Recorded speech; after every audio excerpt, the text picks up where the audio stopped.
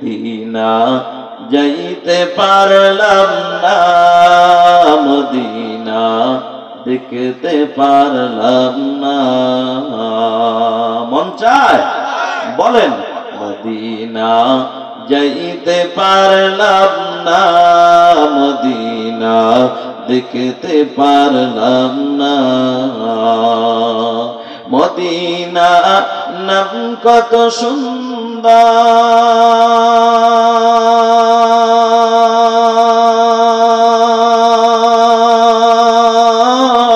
Medina কেড়ে সে অন্তর।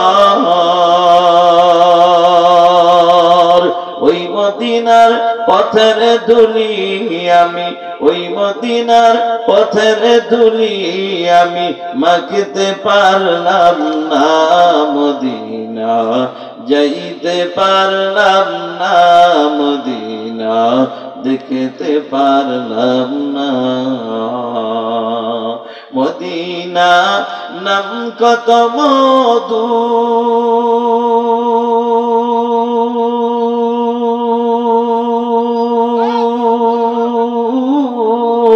Medina আর যে কত দূর।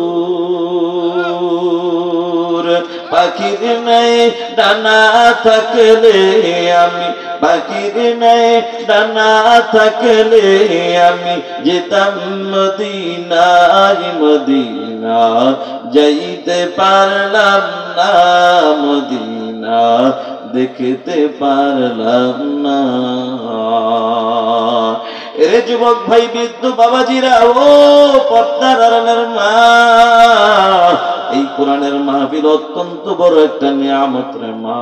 এই কোরআনের মাহফিলকে নিয়ামত মনে করিয়া মাগো তুমি পর্দার আড়ালে বসে বসে বয়ানের জন্য 1 ঘন্টা বাজেট করে দাও। এ যুবক ভাই, হায়াতের জিন্দেগির এটা এই সময়টা অনেক দামি একটা সময়।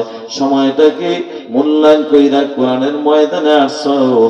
আসলেই টাকা থাকলেই যেমন সোনার মক্কা মদিনায় যাওয়া যায় না, শক্তি থাকলেই আল্লাহর ঘর মসজিদে যাওয়া যায় না, ঠিক কোরআনের মাহফিলের পাশে ঘর থাকা সত্ত্বেও কোরআনের মাহফিল আসা যায় না। আমরা যারা আসলাম বসলাম, আমাদেরকে আসার বসার তৌফিক দান করলেন যিনি, তিনি কে? আল্লাহর ওলি কারি তৈয়ব সাহেব রাহমাতুল্লাহি আলাইহি কুতুবাতে হাকিমুল ইসলাম নামক কিতাবের মধ্যে লেখেন, এক জমিদারের একটা গোলাম ছিল। গোলাম যেই ঘটনাটা চরবনার জমিনে ঘুমায় আল্লাহর ওলি সৈয়দ ফজলুল করিম রাহমাতুল্লাহি আলাইহি প্রাণ বয়ানের সময় বলতে, মাঝে মাঝে বয়ানের সময় কথাটি বলতে, জমিদার গোলামকে নিয়ে বের হয় বাজারের উদ্দেশ্যে। ঘর থেকে বের হয়ে যায়, কিছু দূর যাওয়ার পর হঠাৎ করে মসজিদ থেকে আযানের আওয়াজ শুরু হয়ে যায়। কিসের আওয়াজ? কার নামের আওয়াজ? আপনাদের মন খারাপ, রাগ করছেন? জবানটা দান করলেন কে? এর যুবক, ওই মালিক আল্লাহর দেওয়া জবানটা খুলিয়া ওই মালিক আল্লাহর নামটা একবার মহব্বতের সাথে বলো না কে?